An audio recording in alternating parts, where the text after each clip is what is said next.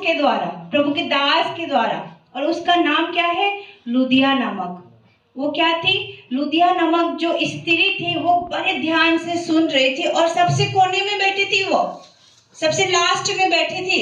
ऐसा नहीं कि एकदम आके चलो मेरा जो बॉडी एक्शन है, जो हम आजकल ऐसे करते हैं ना, जैसे कि कई मीटिंग में चले जाते, पास्टर के मुंह ऐसे देखते रहते, पास्टर सोचना है कि हाँ मैं पूरा दिल जान से सुन रही हूँ, बीच में कुछ पूछते हो तो पता भी नहीं चलता। कई बार हमें सुनाई नहीं है, हमारी गलती नहीं है, शैतान हमको ऐसे कर देता है कि हमें सुनने नहीं देता, समझने में नहीं देता। लेकिन यहाँ पे क्या था, वो लुदिया नामक लेडीज क्या करी थी, बड़े अच्छे से पीछे थी, सबसे सारी महिलाओं के पीछे थी और सुन रही थी प्रभु के दास क्या बता रहे थे। वो सुन रहे थे कि प्रभु के दास ऐसे परमेश्वर के बारे में बता रहे थे जिससे हमारा जीवन उद्धार पाएगा, जिससे हमारा परिवार उद्धार पाएगा, जहां हम स्वर्ग राज्य में भागी ले सकेंगे, हमारा आत्मा बचेगा, आज हमारा आत्मिक जीवन बढ़ेगा, आज हम किस में थे, ये पाप क्षमा करने वाला ऐसा परमेश्वर के बारे में बता रहा था कि अब तक तुम जो थे, लेकिन आज के बाद तुम्हारा जीवन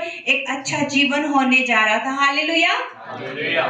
और उसी समय वो लुदिया नामक, वो कौन थी? एक कपड़ा बेचने वाली लेडी थी। कोई ऐसे नहीं थी, कोई बड़े घर की लेडीज नहीं थी, कोई मिनिस्टर नहीं थी, कोई ऐसे नहीं थी, एक सिंपल सी लेडी थी, आप और हमारे जैसे। हालेलुया। आप और हमारे जैसे सिंपल सी लेडीज थी, एक कपड़े बेचने वाली लेडीज थी, दूसरी गांव से आई हुई थी और वहां पे आके प्रभु के दास के द्वारा वचन सुनती है और समझती है, और उसी समय परमेश्वर क्या करता है? उसके जीवन में काम करता है। हालेलुया। और परमेश्वर उसके जीवन में काम करता है। परमेश्वर ने उसी समय उसको चुन लिया और पौलुस के द्वारा उसका जीवन को उद्धार मिला। पौलुस के द्वारा उस जो इकट्ठे हुई थी बातें करने लगे, उनको शुभ समाचार सुनाने लगे, उन स्त्रियों को क्या क्या शुभ समाचार सुनाने लगे।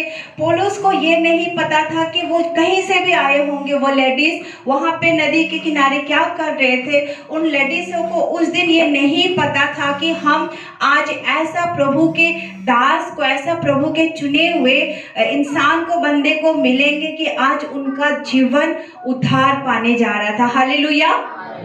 आज उनको नहीं पता था कि आज हम प्रभु के दास के द्वारा जो हम बैठ के सुनने जा रहे हैं, इनमें से किसी का उद्धार होगा, इनमें से किसी का जीवन बचने वाला है, इनमें से किसी के प्रभु चलाने जा रहा है। उनको नहीं पता।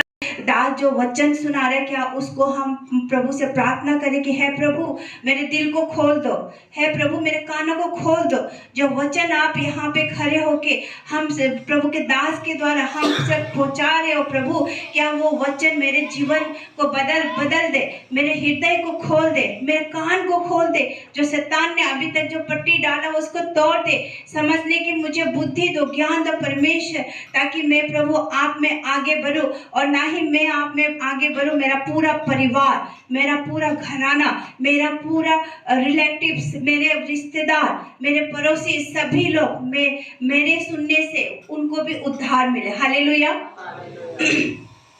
विश्वास सुनने से होता है, जैसा हमने सुना है।